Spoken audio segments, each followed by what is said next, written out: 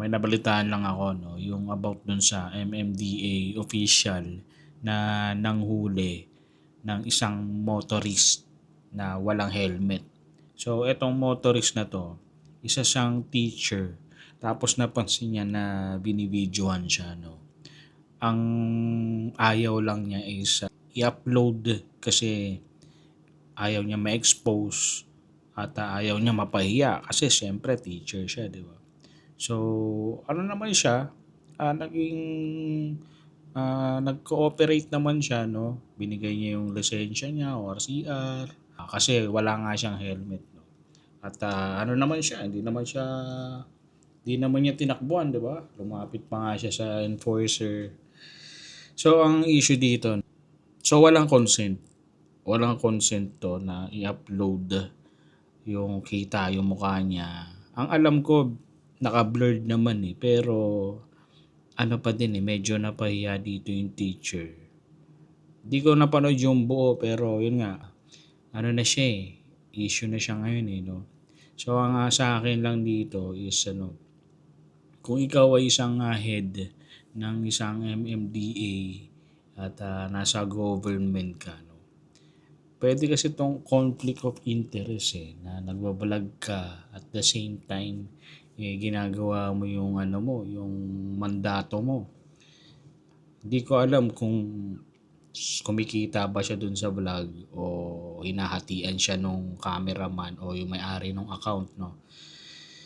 Siyempre din yan, sumisikat ka, exposure, pag tumakbo ka pwede kang manalo. Siya conflict of interest yan eh. 'Di ba? Nasa gobyerno ka, di ka naman halal, pero talagang labas ka ng labas sa social media. Pinapakita mo na nagtatrabaho ka. Okay lang 'yun, pero ang nga dito kasi conflict siya eh. Kumikita ka sa gobyerno at the same time napapakinabangan mo yung mga content para sa brand mo, sa pangalan mo, no? Di ko alam kung may batas para dito, no? So, kaya siguro ginagawa yan. Pero, sa mata ng taong bayan, mali yan eh. Na sumisikat ka dahil sa position mo, no? So, para siyang bukod sa kumikita ka, bukod sa sumisikat ka, nagkakaroon ka ng power eh. Yung power na parang isa kang celebrity, no? Bukod sa nasa gobyerno ka, isa ka na rin celebrity. May nagpapapicture sa'yo. Kaya medyo dumadating yung part na hindi mo na nagagampanan na maayos yung trabaho mo. Kaya siya siguro sumabit, no, si Gabriel Go. Kaya siya sumabit sa issue na to. Nagkaroon siya ng kapabayaan. Dun sa meron kasing national privacy, yung face kasi nung isang tao, na yan eh, personal info na yan eh. So, kaya nga ginagamit yan sa ID, sa mga facial, recognition, di ba? So, siya eh, pag ayaw nung tao na ma-expose siya, ayaw i-upload yan, pero in-upload mo pa rin na walang consent nung taong nasa video,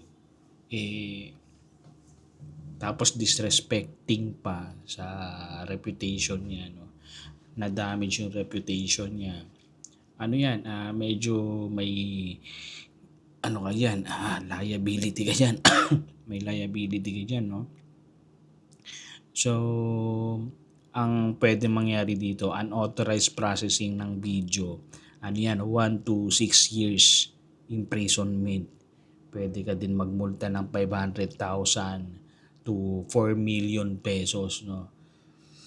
At ang pa dito, marami ka din mga kalaban ng mga teachers, may mga party list, may mga ganyan. So siya eh, ang malaking issue tong kinasangkutan ni Gabriel Go. At siguro pwede tong malusutan.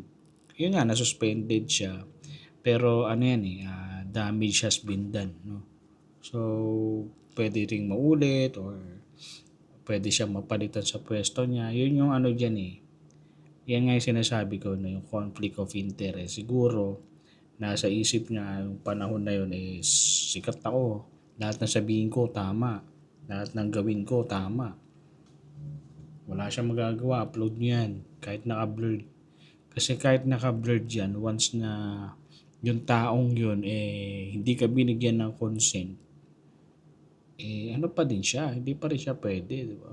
Tapos pinahiya mo siya. Yun. Kasi, porket naka-blurred yan, no? Kung dun sa area na yun, yung taong pinagalitan mo, yung teacher na yun, kung meron sa paligid na nakakilala sa kanya, ngayon, yung in-upload na yung video, yung taong nakakita doon sa teacher, uy, si ano yan, si teacher ano yan, nakita ko yan sa ano, sa gantong street, pinagalitan siya dyan nung Gabriel Go. So, syempre, kakalat na rin yun. Kahit na naka-blurred yung video, alam na ng mga kakilala niya na siya yun. 'Di ba? So, nasira na yung reputation niya. Yun lang yung masasabi ko doon, no? Okay?